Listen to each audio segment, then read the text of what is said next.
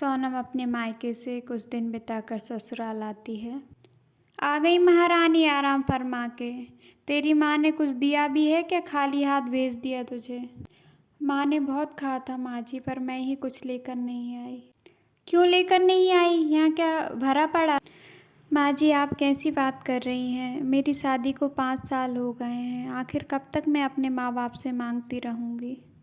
हमारे यहाँ बहू का खाली हाथ घर से आना अपशगुन होता है, इसलिए कह रही थी। लड़की की माँ बीमार हो जाती है। बस कीजिए माँ जी, ये क्या कह रही हैं आप? जो बड़े बूढ़ों से सुना है वो ही कह रही हूँ।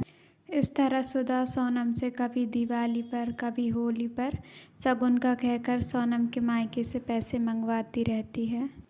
कुछ दिन बाद, अरे सुन, कल करवा चौथ है। करवा चौथ के दिन सास बहू की साड़ी बहू के मायके से आती है। ध्यान है ना? अपनी माँ से कह देना 5,000 रुपये अकाउंट में भेज दे।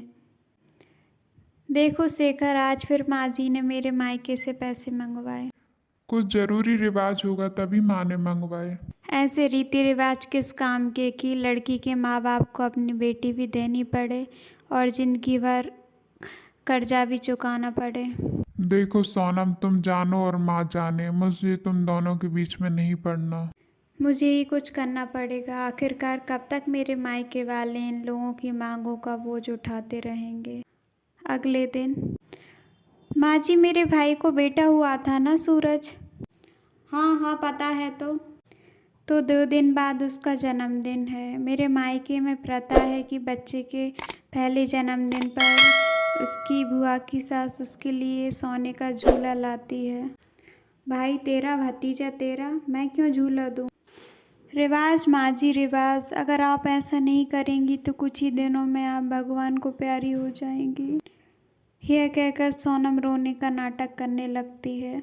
मुझे भरी जवानी में मरवाना चाहती है, अभी तो मेरे बाल भी सफ़ेद नहीं हुए। नहीं माँ जी, तभी तो कह रही हूँ कि आप झूला दे दीजिए, जान बची तो लाखों पाए। यहाँ तो जान बचाने के लिए लाखों गंवाने पड़ रहे हैं बहू। अगर आपका मन नहीं है तो रहने दीजिए माँ जी, मैं भी दिल पर पत्थर रख कर सोच लूँगी कि मेरी कोई सास ही नहीं थी। सुधा तुरंत पैसे निकालकर सोनम को दे देती है। जाके अपने मायके को मेरी तरफ से अपने भतीजे के लिए सोने का झूला दे आ। इस तरह सोनम अपनी होशियारी से अपनी सास को सही रास्ता दिखाती है।